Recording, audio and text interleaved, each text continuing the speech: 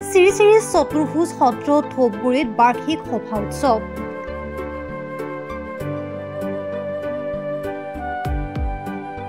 দক্ষিণ কামৰূপৰ বৰিহাট সমীপৱৰ্তী শ্ৰী শ্ৰী চতুৰ্ভুজ সত্ৰ ধূপগুৰিত আজি বাৰ্ষিক সভা উৎসৱ অনুষ্ঠিত কৰা হয়।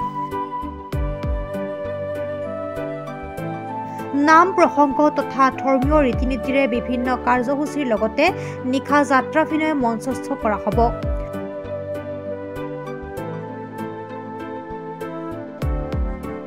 উপস্থিত থাকে পলাশবাৰী সমষ্টিৰ বিধায়ক হেমাংগ ঠাকুৰীয়া।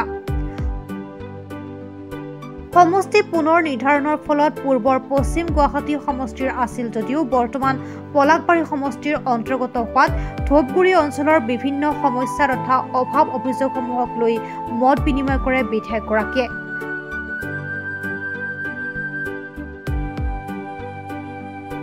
লগতে সমস্যাসমূহ সমাধানৰ আশ্বাস প্ৰদান কৰে।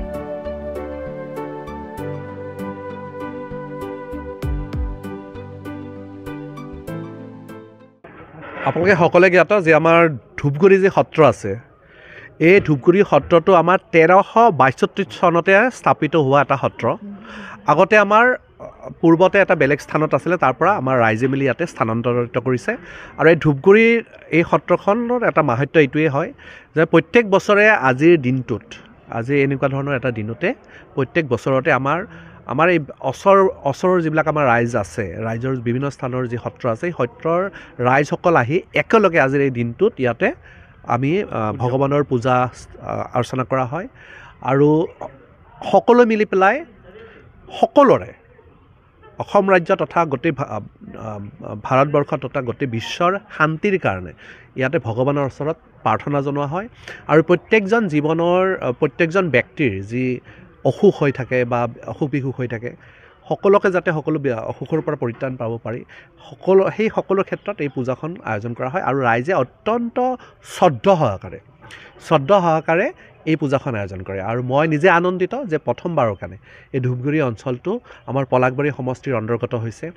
আৰু বিধায়ক হিচাপে প্ৰথমবাৰ মই পাইছোঁ এই ধূপগুৰি সত্ৰৰ আজি পবিত্ৰ এই আজি যি পূজাখন আছে, এই পূজাখন। আৰু লগতে ডিলিমিটেশ্যনৰ পিছত প্ৰথমবাৰৰ কাৰণে আমাৰ ধূপগুৰি ৰাইজে এইবাৰ পলাশবাৰী সমষ্টিৰ হৈ MP নিৰ্বাচন যি আহি আছে অহা 7 মে'ত, সেইদিনাখন আমাৰ পলাশবাৰী সমষ্টি হিচাপে প্ৰথমবাৰৰ কাৰণে তেওঁলোকে ভোটদান কৰিব।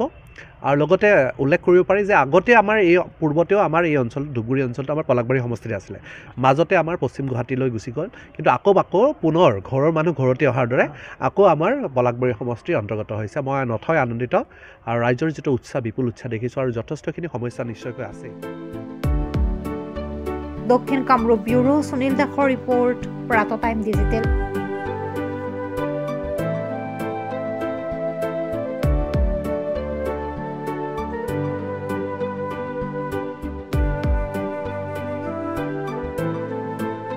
শদিয়াৰ পৰা ধুবুৰীলৈ, বৰাকৰ পৰা ব্ৰহ্মপুত্ৰলৈ সকলোৰে মাজত চিনাকি এটা নাম প্ৰাতঃ টাইম।